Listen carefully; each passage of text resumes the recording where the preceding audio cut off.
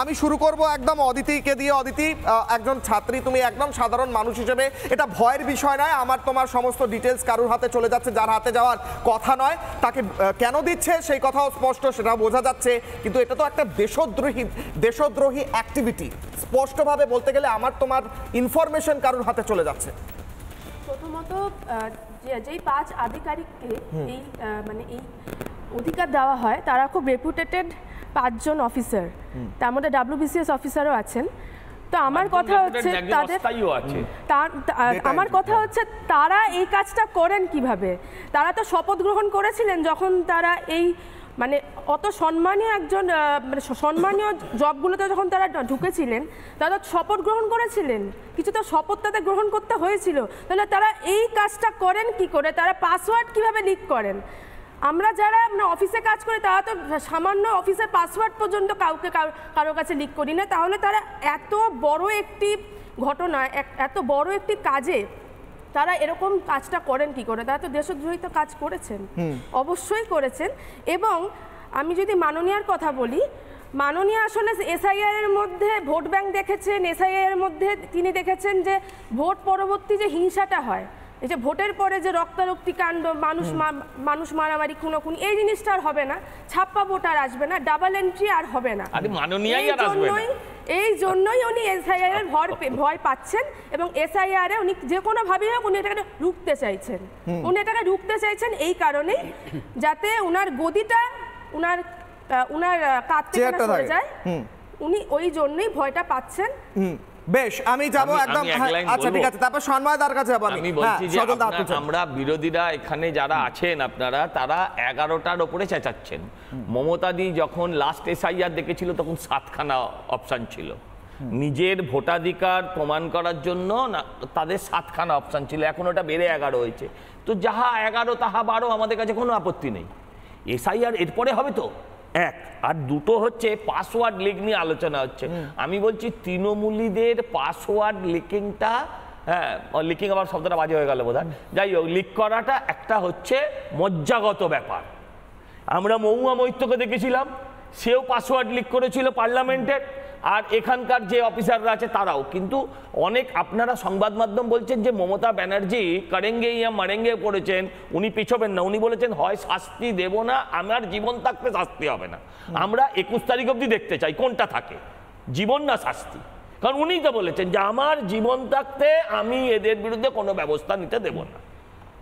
তো এর কোনো একটা থাকবে, ভয় পাওয়ার মতো বিষয় না, এটা দেশদ্রোহিতা নয় যে আমার আপনার ডিটেইলস, আমার আপনার সমস্ত তথ্য নিয়ে কারোর হাতে তুলে দেওয়া, যার হাতে যাওয়ার কথা না, এটা রোহিঙ্গার হাতেও যেতে পারে। আমি আসলে ডিটেইলস ছেড়ে দিন, পার্লামেন্টের ডিটেইলস তুলে দেয় ওরা, ওই ফ্লাইং কিস নেত্রী পার্লামেন্টের ডিটেইলস তুলে দেয়। বেশ, উত্তর সৌরভপ্রিয়। আচ্ছা, টাইমার দিতে হবে, এবার সময় কমছে। আমি সজল ঘোষকে একটা কথা জিজ্ঞেস করব যে শেষ জনগণনা কবে হয়েছে?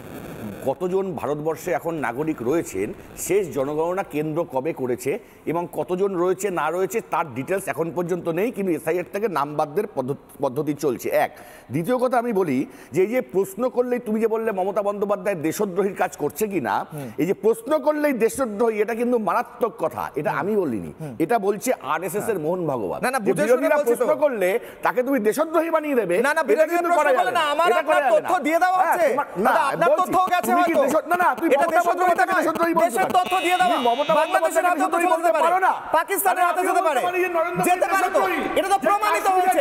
না, এটা তো প্রমাণিত হয়েছে, ইলেকশন কমিশন বলেছে, আমার আপনার তথ্য দিয়ে দেওয়া হচ্ছে, এটা দেশদ্রোহিতা নয়। কি করে দেওয়া যেতে পারে? যার হাতে পাসওয়ার্ড যাওয়ার কথা নয় তার হাতে কি করে যেতে পারে? কেন দেওয়া হবে?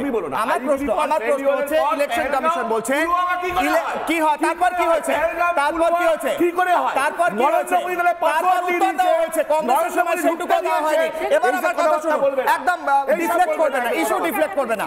সৌরভপ্রিয় বাবু, আমার প্রশ্ন হচ্ছে, মমতা বন্দ্যোপাধ্যায় তাদের বাঁচানোর কথা বলছেন, এক সেকেন্ড স্যার, মমতা বন্দ্যোপাধ্যায় তাদের বাঁচানোর কথা বলছেন যারা আমার আপনার তথ্য নিয়ে সন্ত্রাসবাদীদের হাতে তুলে দিচ্ছে। সন্ত্রাসবাদীদের হাতে তথ্য তুলে দেবেন, আপনারা সন্ত্রাসবাদীদের হাতে তথ্য তুলে দেবেন। আপনারা পাসওয়ার্ড কেন শেয়ার করছেন? আপনার কেন এক সেকেন্ড পাসওয়ার্ড শেয়ার হবে কেন? পাসওয়ার্ড শেয়ার হবে কেন? আপনি ডিফেন্ড করুন। পাসওয়ার্ড শেয়ার হবে কেন? মমতা বন্দ্যোপাধ্যায় ডিফেন্ড করেছেন, বলেছেন এদের কিচ্ছু হতে দেব না। মমতা বন্দ্যোপাধ্যায় বলেছেন এদের কিচ্ছু হতে দেব না, জীবন থাকতে কিছু হতে দেব না। পাসওয়ার্ড দেওয়া হবে, আর যারা পাসওয়ার্ড দেবে তাদের মমতা বন্দ্যোপাধ্যায় নিজের কল্যাণকে বাঁচাতে হবে না। আমি একটু বলি, আমি বলছি রিপাবলিক দালালি করে জানো তো, আসো কেন? নিশ্চয়ই তোমার আসার অধিকার আছে, আর যদি আসো তাহলে দালাল বলছো কেন?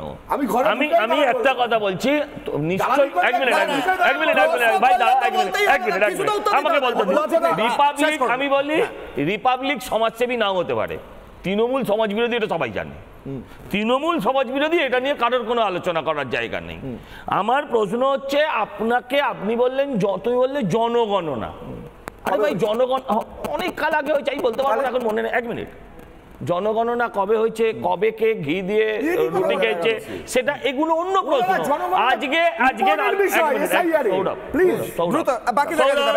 আমি বলছি আজকের বিষয়টা হচ্ছে, আর তোমার কিছু পয়েন্ট দিচ্ছি যেটা তুমি ফেসবুকে দেবে আবার আমার সঙ্গে নাম দিয়ে।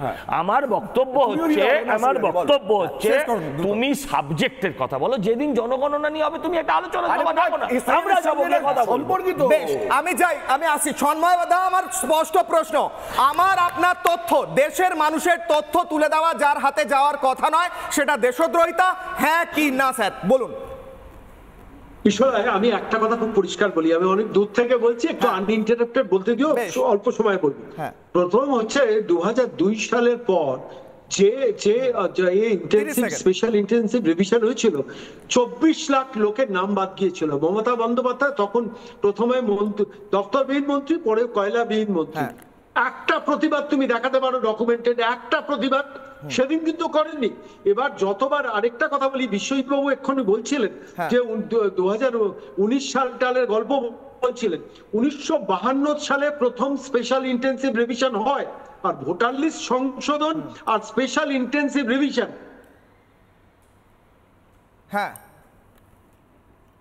বেশ, যোগাযোগে কোনো সমস্যা হয়েছে, বেশ হাত তুল। নানা ধরনের কন্টেন্ট দেখার জন্য লাইক করুন, শেয়ার করুন আমাদের ফেসবুক পেজ, সাবস্ক্রাইব করুন আমাদের ইউটিউব চ্যানেল। পাশাপাশি অন্যান্য ব্রেকিং নিউজের জন্য অবশ্যই চোখ রাখুন রিপাবলিক বাংলায়।